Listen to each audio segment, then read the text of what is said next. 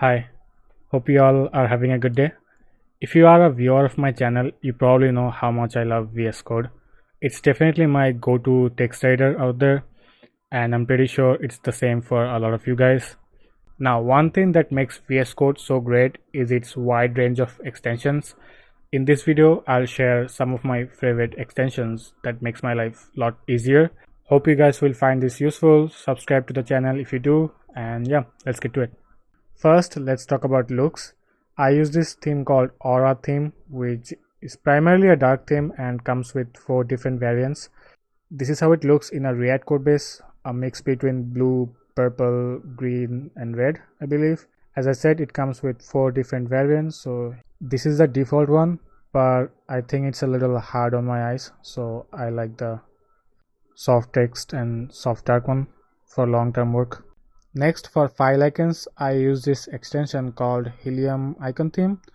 It pretty much have all the icons that I work with. Let me show you some examples. This is how it looks for TSX, for TypeScript, images, SVG. You can see it looks pretty nice. Let me show you how it looks without the extension. Theme, package icon, none. Pretty plain looking, right? Some people like it, but if you don't, you can use an extension like this to make it look nicer. If you are someone like me who does a lot of spelling mistakes, you probably need this extension called Code Spell Checker. Here I have a greeting called Welcome to Retro.io. Let's say I did a mistake here. You can see a blue squiggly line appears. Let me zoom in. Yeah, so when you hover on it, it says welcome is a unknown word. You can click on quick fix and it suggests some similar words. We are looking for welcome, and yeah, that fixes it. Pretty cool tool, love it. Imagine we have an object where you have a name property and it has a string with your first name and your last name is inside a variable, right? To include this variable in the object, you probably have to convert this string into a template string, use the brackets to add the last name. But let me show you a magic. Let's get back to the previous state. Space, the $sign, bracket. You can see it automatically change it to a template string, and now we can just use this last name. I know, very niche, but pretty cool, right? And this is done by this extension called template string converter. If you work with APIs, you probably use something like Postman to test your APIs sometime, but you can use this extension called Thunder Client to test your APIs directly in VS Code, and it's super lightweight. Let me give you a demo. Once you install it, you will see a Thunder Client logo here, and here you can create a new request, paste your API URLs here, and you have your get, post, update, and all the stuff. Send, and you will see your response here. And here you can pass your headers or everything else you will want from a typical API client. If you are someone who works with SQLite, you will really love this extension that lets you visualize your database in a nice GUI. Here I have a SQLite database. I can just click on it. On the left, it will show me all the tables, and you can switch between the tables and see all the data. You can even click on this to visualize in details. Unfortunately, it's only in read-only, so you cannot update the data, but maybe in future.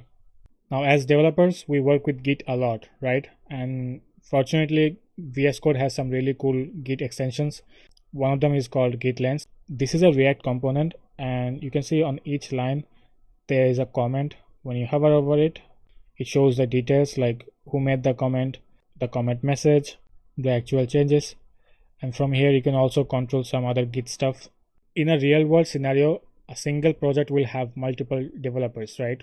Working on different features, different branches with different commits. To visualize this in a nice way, you can use this extension called Git Graph. I already installed it, so let me show you how it works. So in your project at the bottom, you'll see Git Graph, or you can just search it by saying Git Graph. And it will show you all the options. Alright, so let's click on this. And it will show you all the Git tree. So you can see the blue part here is my main branch. And somewhere along here, someone created a different branch which is colored as green, and you can see all the commits.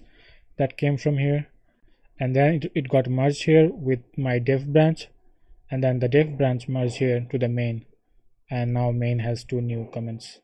So that's how you can use this tool to visualize your whole Git tree in a very nice way. Now on my code base, you can probably see there are different colors on different lines, and this really helps with visualizing indentations, and that's done with this library called indent-rainbow. You can either use this style where you'll have a complete line, or use this one, which I use. For some reason, I'm really bad with comments, but recently I have been trying to improve on that.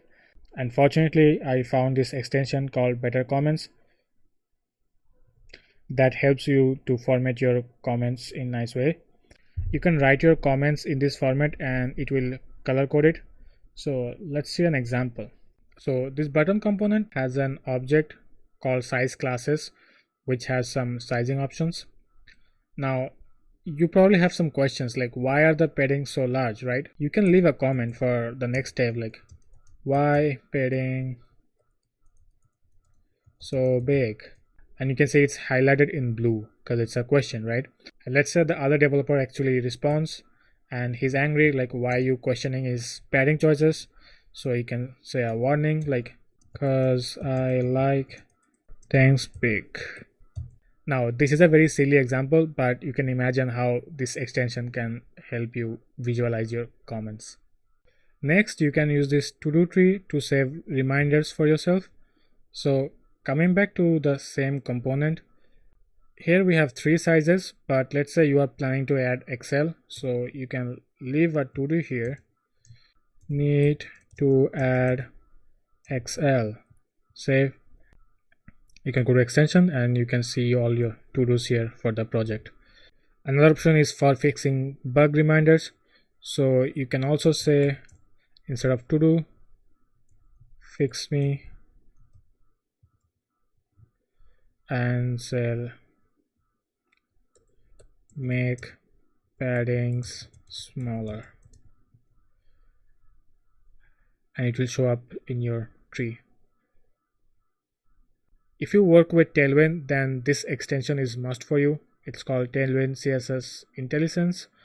That kind of helps you to write the classes, because a lot of time we don't remember the classes, right? So let's see how it works. Open up our good old button, and let's say inside the button we'll have a span that will have some classes. It will have an absolute position. You can see as soon as I wrote AB, it showed the suggestions. So we need this one. You can press tab. Then we need top. You can see it shows all the options. So definitely saves a lot of time for writing Tailwind classes. Sometimes you need to show your codes, whether for social media or posting YouTube thumbnails. For that, you can use this extension called Polacode 2022 to create beautiful code visualizations. Let's see an example here. You can basically highlight and it will render an image. Let's see this in action. Let's go to one of our button, and let's say I want to showcase this. So open up the command palette, search for Polacode.